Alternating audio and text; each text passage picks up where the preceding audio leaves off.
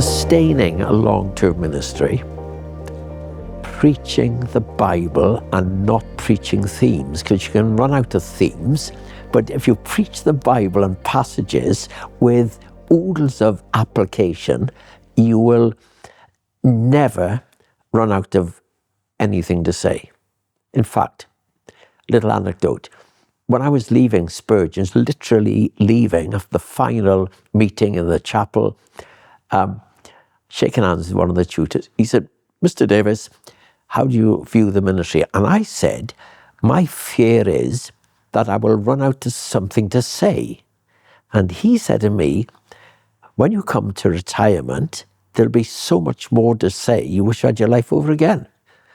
And I think, yes, you also sustain your ministry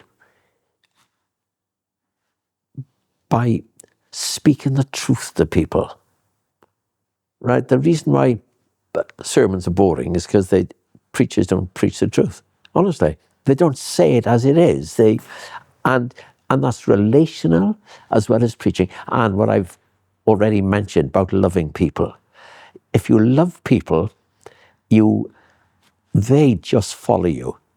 And if you pay a price that you're asking them to pay, people will follow you. God is out to prosper us. So that's not just money, it's prospering in the way you think, prospering in your emotions, prospering in your relationships.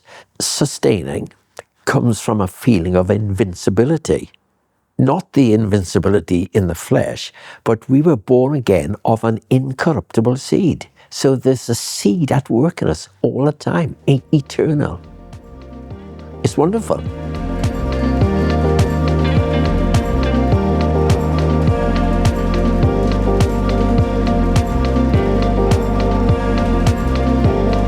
Well, I'm not joking when I say many times, I think, should I be in the ministry? What on earth am I doing in the ministry? That'd be under pressure of, say, criticism or one's own failure. How I sustained it was I was utterly certain that God had called me. That's the first thing. I'm not only reading the Bible, reading biographies of missionaries.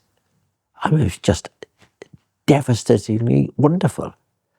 And so, and reading on Wesley and Whitfield and Welsh guys like a guy called Howell Harris.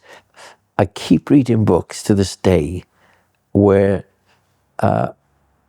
you just think this is amazing because there are amazing things going on. And I always felt I want to listen to people who will fill my cup. I spent numbers of years at the feet of Lloyd Jones. I was part of his fellowship in the early days of my ministry, the Westminster Fellowship. I just want to be in the company of people who will fill me, challenge me, encourage me. And we just need to hear the God stories. I wouldn't say the good stories, but the God stories, because we hear so many negative stories, and all the church is dying and all that. You think, this isn't my experience. But tough it out in the spirit. God, you've called me, and you're going to bring it to completion to the day of Christ, and so on.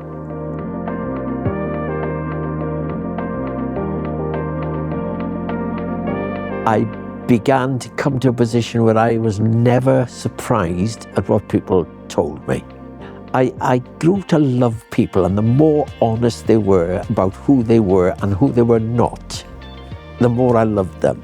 I used to write 2-line letters to people saying, "I saw you worshiping this morning, it was so inspirational." I would have phone calls from that, people crying, saying that, "Really, I've just read your letter." I think, just a 2-line letter.